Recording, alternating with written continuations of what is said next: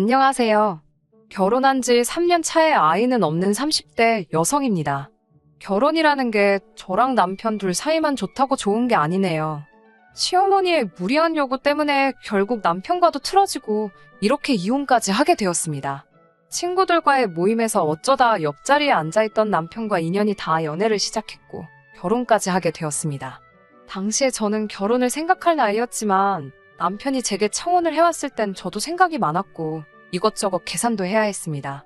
제 벌이가 좋았던 건 아니지만 남편이 다니고 있는 회사는 아주 작은 규모의 회사였고 월급이 저보다 좋은 편이 아니었거든요. 그나마 남편이 저보다 나았던 건 그래도 비슷한 시기에 회사 생활을 시작했지만 저보다 적은 월급임에도 불구하고 모아놓은 돈이 많았다는 겁니다. 장기적으로 본다면 당장 모아놓은 액수가 그렇게 중요한 문제는 아니겠지만 금전 감각이 투철한 것 또한 장점이 아니겠냐며 좋은 게 좋은 거라고 그 장점 하나만 믿고 결혼까지 결심하게 되었습니다. 하지만 돈이라는 게 살아보니 정말 무시할 게 못 되더라고요. 결혼 이야기가 본격적으로 오고 가면서 양가 식구들에게도 서로를 소개하게 되었습니다. 저희 친정 아버지는 공직에서 근무하고 계셨고 저희 어머니는 평생을 전업주부로 지내셨습니다. 경제적으로 평범한 중산층 집안이지요. 공직에 근무하시는 아버지의 연금 덕분에 두 분의 노후는 준비가 다 된 거나 마찬가지인 셈이었어요. 저희 부모님은 제 결혼 상대에 다른 건 필요 없고 항상 두 가지만 강조하셨습니다. 하나는 무슨 일이 있어도 제 편에 서줘야 한다는 것, 그리고 두 번째는 어른들의 노후 준비가 끝나 있어야 한다는 것이었습니다. 남편이 저희 집에 처음 인사드리러 온 그날에도 친정아버지께서는 그 두 가지를 가장 먼저 물어보셨어요. 남편은 씩씩한 목소리로 당연하다는 대답을 했고 저희 부모님도 그 모습을 보고 이후에는 더 크게 묻거나 따지지 않으시고 결혼을 허락해 주셨습니다. 하지만 실상은 달랐어요. 남편은 결혼 승낙을 위해 거짓말을 했던 거나 마찬가지죠. 그게 진실이 아니었다는 건 결혼식을 올린 뒤에도 한참이 지나서야 알게 되었습니다. 제 편을 들어주겠다는 말이 사실일지언정 시부모님의 노후는 사실 하나도 준비되어 있지 않은 상황이었어요. 남편에게 다른 것도 아니고 당신 부모님의 일인데 어떻게 모를 수가 있었느냐 따졌는데 자기는 죽어도 모른다고 오리발을 내미니 그 부분이 진실인지 거짓인지는 솔직히 저도 모르겠습니다. 시부모님의 노후도 노후지만 가장 큰 문제였던 건 남편보다 3살 어린 신우였어요. 제가 볼 땐 시부모님의 노후 자금이 턱없이 부족한 데는 아직도 자리 잡지 못한 신우가 가장 이유가 컸던 것 같습니다. 어려서는 헤어 디자이너가 되겠다며 미용학원을 다니다가 갑자기 대학교에 들어가서는 대학교도 끝마치지 않고 승무원이 되겠다고 다시 또 학원을 등록했대요. 그런데 그것도 얼마 안 가 포기하고 역시 사람은 기술을 배워야 한다고 하면서 네일아트를 배우다가 결국 그것마저도 얼마 안 가 다시 그만뒀다고 합니다. 그러다가 또 다시 대학교에 들어가서는 졸업까지 하고서 곧장 공무원을 하겠다며 몇 년째 고시생 생활을 하고 있다고 합니다. 그런데도 시부모님은 신우를 우리 집 공주님이라고 이뻐하시면서 지원이란 지원은 아끼지 않으셨다고 합니다. 고시원 생활 비좁고 궁상하자 어떻게 하냐며 고시촌 근처에 있는 자취방까지 구해주셨고 아직도 신우 뒷바라지를 하고 계시고 있답니다. 부모가 자식을 아낀다는데 제가 거기에 나서서 이래라 저래라 할 문제는 아니니 신경 쓰지 않으려고 애썼습니다. 그런데 결국 그게 저한테 부메랑이 돼서 돌아올 줄은 상상도 못했네요. 처음에 시댁에 인사를 드리러 갔던 날 시부모님께서 집을 해주시겠다고 하셨습니다. 저희도 거절할 이유가 없었기에 감사하다고 했어요. 그런데 며칠 지나지도 않아서 말을 바로 바꾸셨어요. 집을 해주기로 한 돈이 급하게 쓰여야 할 곳이 있다고 하시며 일단 어느 정도만 보태줄 테니 전세를 알아보라고 하셨죠. 그것도 감지덕지인 상황이니 아무런 말도 안 하고 넘어갔는데 또 얼마 뒤에는 아무래도 돈이 장기간 묶이게 될 것 같다고 둘이 모아놓은 돈으로 형편이 되는 곳에 일단 집을 구하라고 하시더라고요. 묶인 돈이 풀리게 되면 그때 돼서 곧바로 지원을 해주시겠다면서요. 그때는 저도 적잖이 실망을 했습니다. 남편도 저를 볼 면목이 없다고 미안해했었지만 애초에 남편과 제가 결혼을 약속했을 때 시댁에서 집을 해준다는 건 생각지도 못한 일이었고 둘만의 힘으로 시작하자고 이야기를 나눴었기에 해준다고 호언장담하던 집을 못 해준다는 통보를 받았더라도 그것 때문에 결혼을 엎어야 한다는 생각은 하지 않았습니다. 그런데 또 알고 보니까 그때 집을 해주신다던 건 시부모님이 현재 살고 계시는 집을 담보로 대출을 받아 집을 구해주신다고 말씀하시던 거였네요. 저희한테 그런 말을 하시기 전에 직접 알아보셨던 것도 아니고 요즘은 다들 그렇게 한다더라 하는 말을 어디선가 듣고 상황도 자세히 모른 채 하신 말이었던 거예요. 시부모님 두 분 다 따로 일을 하시는 분들이 아니었기에 아마 그 돈을 받았다면 대출금은 저희가 갚고 있어야 했을 수도 있는 일이었어요. 거기에 막상 대출을 받으려고 해도 현재 살고 계신 그 집에도 대출이 있는 상황이라 추가적으로 더 대출을 받을 수 있는 금액이 신혼집을 구해주실 정도로 많은 금액은 아니었습니다. 아마 추가로 받는 대출이 저희에게 두 번째 말한 집값의 일부를 내어주겠다고 하신 말씀이셨겠지요. 그런데 대출받은 그 돈마저도 공무원 준비하던 신우가 이번에는 무슨 사업을 하기로 했다고 해서 그마저도 다시 신우에게 돌아가게 된 거고요. 자초지종을 알고 나니 차라리 모르는 게 나았겠다 싶을 정도로 머리가 아파왔어요. 남편에게 이런 말이 어떻게 들릴지 모르겠지만 시부모님 재산 상황이 도대체 어떻게 되는 거냐고 알고 있는 걸 전부 말하라 물었습니다. 그러자 남편도 자기도 이 정도일 줄은 몰랐다면서 보아하니 신우 뒷바라지하면서 지금 빚이 좀 있으신 것 같다고 하더라고요. 결혼 전에 나한테 한 이야기랑은 달라도 너무 다른 것 아니냐고 했더니 남편은 아무 말도 못하고 고개만 숙이고 있었어요. 이미 시작한 결혼 생활인데 물을 수도 없는 일이고 단지 시부모님 빚에 전화 남편을 이유로 생긴 빚은 하나도 없으니 절대로 어떻게 해달라고 해서도 안 되고 알아서 해줘서도 안 되는 거라 말했습니다. 시댁과 어떤 일이로든 돈으로 얽히는 일만 없게 하자고 약속까지 했어요. 남편도 제가 하는 말이 맞다고 자기도 그렇게 해줄 이유가 없다면서 그런 일은 앞으로 없을 테니 걱정 붙들어매라고 자신있게 이야기했고요. 몇 번이고 제 말대로 하겠다는 남편의 약속을 저는 철석같이 믿고 있었습니다. 시부모님의 지킬 수 없는 약속 때문에 신혼집을 따로 구하지 않고 임시거처로 아파트를 월세로 빌려 지내고 있었는데 일단 급한 대로 남편이 모아놓은 돈만 가지고 작은 빌라를 전세로 구해 들어가게 되었습니다. 친정부모님이 시댁에서 집을 해준다더니 왜 그렇게 급하게 이사를 가냐는 말에는 월세로 내는 돈은 버리는 돈 같아서 조금 그렇다고 둘러댔고 나중에 시간이 지나서는 남편과 저의 벌이 합치면 양가 부모님 도움 없이도 자리 잡을 수 있을 것 같다고 그냥 저희 둘만의 힘으로 살아보겠다고 말씀드렸어요. 전셋집을 구하면서도 대출받고 싶은 마음이 굴뚝 같을 정도로 예산이 빠듯했기 때문에 혼수를 많이 생략했는데 친정부모님께서 그럼 혼수라도 다 해주고 싶다고 그건 어떠냐고 하셨지만 남편이 괜히 기죽을 것 같다는 생각에 그마저도 제가 거절했습니다. 시댁의 지원은 없었던 일이나 마찬가지였지만 새 집을 구할 때도 여전히 남편이 모아놓은 돈으로 대부분 해결이 가능했기 때문에 그냥 둘이서 잘 살아보자 다짐하고 저희들 힘으로 잘 해보고자 하는 생각이었어요. 비록 전세이긴 했지만 그래도 양가 어른들을 모시고 집들이도 했습니다. 일정 조율이 어렵기도 하고 어색한 분위기 때문에 불편하실 것도 같아서 따로따로 모셨습니다. 친정부모님은 원래 시작하는 부부들은 고생 좀 해도 된다고 하시면서 그래도 둘이 이만큼 해놓고 산다 하니 기특하다 하셨습니다. 하지만 시부모님의 반응은 달랐습니다. 이런 코딱지만한 집에서 어떻게 사냐면서 그러니까 고집 부리지 말고 친정에서라도 도움 좀 받지 그랬냐 하시더니 그냥 당신들 집에 들어와서 살라고 할 걸 그랬다고도 하시며 자꾸 듣기 싫은 소리만 하시더라고요.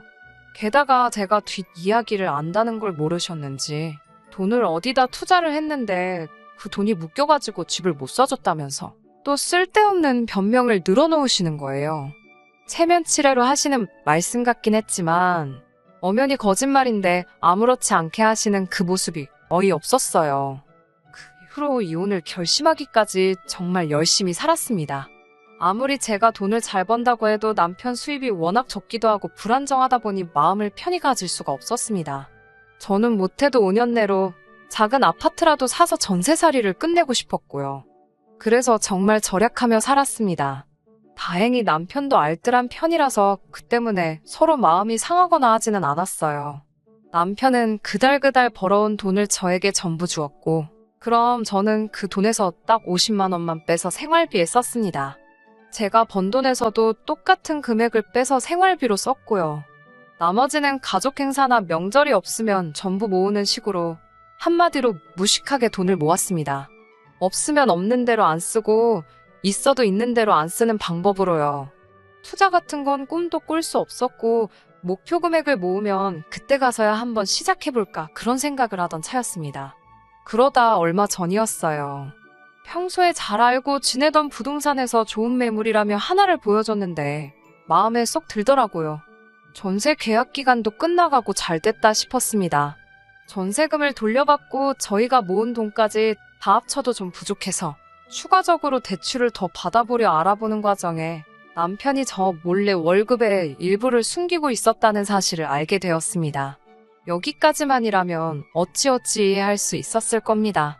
남편이 월급을 저에게 전부 주고 있었고 저는 아끼고 모은다고 남편에겐 용돈을 최소한으로 주고 있었거든요.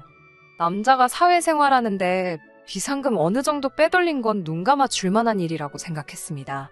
차라리 본인이 필요한데 썼으면 열이라도 안 받았을 것 같은데 남편이 저에게 숨기고 빼돌리고 있던 돈의 대부분이 전부 시댁으로 들어가고 있었다는 사실을 알게 된 겁니다. 한 달에 40만 원에서 50만 원 사이에 큰 액수가 매 달마다 저도 모르는 사이에 시댁으로 흘러들어가고 있던 거였어요. 제가 최대한 아끼며 산다고 궁상맞다는 소리를 들을 정도로 허리띠를 졸라매서 살아온 건 사실이지만 그렇다고 명절이나 양가 어른들 생신, 어버이날 등등 자식된 도리로 챙겨야 하는 날들을 건너뛴 적 한 번도 없었습니다. 오히려 남편이 자기의 월급을 전부 저한테 주고 있다는 생각을 해서 같은 날에 챙겨드려도 비교적 여유가 있는 친정보다 시댁에 좀 더 신경을 썼어요. 모자라거나 더 드리는 부분을 제가 더 부담하는 식으로 하고 있었습니다. 정황상 남편이 월급의 전부를 저에게 다 보내주고 있다고 믿고 있었지만 제가 돈 관리를 한다고 그 돈을 제 개인을 위해 써본 적은 한 번도 없고 전부 다 적금을 들고 있었거든요. 그런데 남편이 제게는 단 한마디의 상의도 없이 독단적으로 받는 월급을 숨겨 그 일부를 시댁에다가 보내고 있었다는 사실에 실망감을 감출 수가 없었습니다. 그동안 저 몰래 시댁으로 보내준 돈이 결혼한 기간으로 치면 1,000만 원이 넘어갈 정도의 거금이었거든요. 배신감에 소름이 다 끼치더라고요. 퇴근한 남편에게 최대한 차분한 목소리로 이게 어떻게 된 일인지 설명해보라고 했습니다. 그러자 남편이 이제 다 걸려서 어쩔 수 없다고 생각했는지 저에게 솔직히 털어놓더라고요. 시어머니께서 신우 때문에 대출을 받았는데 상환할 능력도 안 되시고 신우는 배째라는 식이라 자기가 보태준 거라고요. 결혼할 때 하나도 도와주시지도 않았는데 어떻게 이러실 수가 있냐고 하니까 미안하다면서 그래도 가족이 힘들다는데 자기도 어쩔 수 없었다고 그러더군요.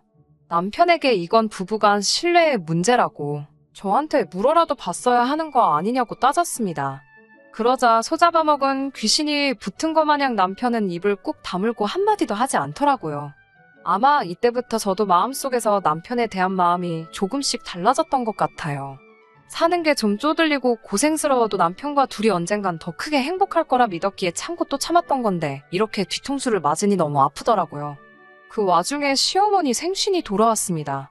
예전 같으면 용돈과 선물을 준비했을 테지만 이번만큼은 그러고 싶지 않더라고요. 치사하게 들으실 수도 있지만 제 나름대로 남편이 저 몰래 시댁에 보낸 그 1,000만 원에서 얼마씩 제하려고 계산을 했던 거예요. 어차피 시댁에 들어갈 돈이었다고 최대한 좋게 넘어가 보려고 한 거였습니다. 시댁에 도착했는데 제 손에 아무것도 들려있지 않으니 딱 봐도 시어머니가 실망한 게 보였습니다만 아무것도 모르는 척 했습니다. 남편은 제가 언제 터질지 모른다는 생각을 했는지 시댁인데도 좌불안석 안절부절이더군요. 시어머니와 대화를 나누던 중에 새 집으로 이사를 간다고 들었는데 그 짧은 시간에 돈을 그렇게나 많이 모았냐고 물어보시더라고요. 지키지도 못할 말 해서 인생 계획을 미루게 만든 장본인이 누군데 뻔뻔하게도 그런 소리가 나오나 싶었지만 꾹꾹 눌러 참으며 모은 돈만으로는 부족해서 대출을 알아보고 있다는 대답을 했습니다. 저는 거기서 오히려 저희에게 조금 미안한 감정이라도 느꼈으면 하는 마음이었어요. 그런데 시어머니는 그러냐고 그러면 이왕 대출 받는 거 조금 넉넉하게 받으면 어떻겠냐고 물어보셨어요. 요 최근 들어 주식이니 뭐니 해서 따로 돈 굴리는 게 현명한 방법이라는 말을 많이 들어와서 대출을 많이 받는 편도 생각해보기도 했지만 당시 저도 결혼한 지도 벌써 5년 차에 더 이상 돈 모은다고 자녀 계획을 늦출 수는 없다는 생각을 했고 아이가 태어나면 아무리 짧게 잡아도 반년 가까이는 남편이 외벌이를 해야 하는데 도무지 이자가 감당할 수 있는 수준이 아니란 걸 알고 진작에 마음을 접고 있었거든요. 다른 대답은 하지 않고 대출은 최소한으로 받으려고 생각 중이라고만 대답했습니다. 그래도 시어머니는 계속 이왕 받는 건데 넉넉하게 받으라는 식으로 저를 자꾸 회유했고요. 신우도 옆에서 요즘은 대출 받는 것도 능력이라고 받을 수 있을 때 최대한으로 받는 게 좋다는 식으로 말을 하더라고요. 내 집 사는데 대출을 제가 필요한 만큼만 받겠다는데도 자꾸 더 받으라는 식으로 나오니 뭔가 다른 꿍꿍이가 있는 게 아닌가 싶어서 슬쩍 의아하다는 식으로 반응했어요. 그랬더니 곧바로 대출을 넉넉히 받으라고 말한 진짜 속내를 이야기해오더군요. 신우가 새롭게 장사를 시작해보려고 하는데 가게를 얻을 돈이 없다면서 보증금이라도 얼마 더 보태주려고 그러신다는 거예요. 그 말을 듣자마자 저는 신우를 보고 한껏 웃어 보였습니다. 신우 가게 차려주려고 지금 저보고 대출을 더 받으라고 하시는 게 진심이냐고 물어봤어요. 시어머니는 살짝 기분이 상했다는 표정으로 뭐 이번에 몫이 좋은 곳을 알아놨다며 신우가 이번에 카페를 하나 시작해보려고 한다고 하시더라고요. 저는 신우가 이번에는 카페를 한다고요? 전에 하던 옷가게 말아먹은 지 얼마나 됐다고 이번엔 카페를요?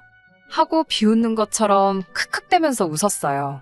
신우가 자기가 저한테 무시당했다는 걸로 생각을 했는지 옆에서 얼굴이 시뻘개져서 있더라고요. 신우가 못 갚으면 어떻게 되는 거냐고 요즘 이자도 오른다니 어쩐다니 말이 많은데 그거 다 제가 갚아야 되는 거 아니냐고 물으니 대출도 능력이라고 떠들다가 제가 팩폭을 날리니 아무 말도 못하던 신우가 벌떡 커피가 원가율이 어떻고 마진이 저떻고 하면서 어디서 주워들은 걸 저에게 떠들어대며 설명을 하려고 하더라고요. 언니는 회사만 다녀서 실상을 모른다고 하면서 말이죠. 그래서 제가 신우한테 혹시 카페에서 알바라도 해본 경험이나 있냐고 물었어요. 그러니까 대번에 하는 말이 자기가 일할 게 뭐 있냐고 이 대한민국 땅에서 카페에서 일 안 해본 알바생 찾는 게 더 힘들 거라면서 사람을 쓰겠다는 말을 하더라고요. 솔직히 가소롭기 짝이 없었어요.